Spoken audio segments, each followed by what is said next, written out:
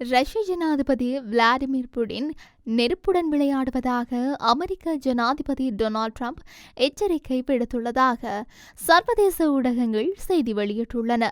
உக்ரைனுடன் அமைதி ஒப்பந்தம் இறுதி செய்வதற்கான முயற்சிகளை தடுத்து நிறுத்தியதற்காக புடின் மீது ட்ரம்ப் கடுமையான விமர்சனங்களை முன்வைத்திருந்தார்.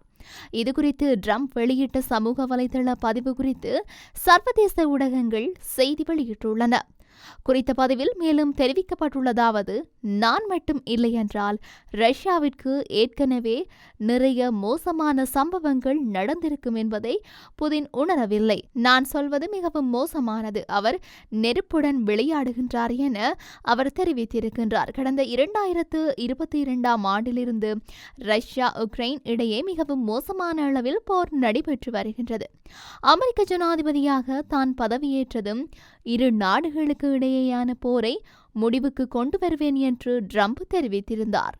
அதன்படி இரு நாட்டு தலைவர்களிடமும் பேச்சுவார்த்தை நடத்திய நிலையில் அதில் முடிவு எட்டப்படவில்லை. ஆனால் ட்ரம்பின் தீவிர அமைதி முயற்சிக்கிடையிலும் உக்ரைன் மீது ரஷ்யா தொடர்ந்து தாக்குதல் நடத்தி வருகின்றது. இருந்தாலும் இது தொடர்பாக புடினை விமர்சிப்பதை ட்ரம்ப் பெரும்பாலும் தவிர்த்து வந்தார். இந்த சூழலில் கீவ் நகரை குறிவைத்து ரஷ்யா இதுவரை இல்லாத ட்ரோன் தாக்குதலை சனிக்கிழமை இரவு நடத்திய நிலையில் இதில் 13 பேர் பலியாகினர். பெரும் பரபரப்பை ஏற்படுத்திய இந்த தாக்குதலை தொடர்ந்து புடின் மீது அதிருப்தி தெரிவித்திருந்த ட்ரம்ப் மீண்டும் இவ்வாறு சாடியுள்ளமை இங்கு சுட்டிக்காட்டத்தக்கது.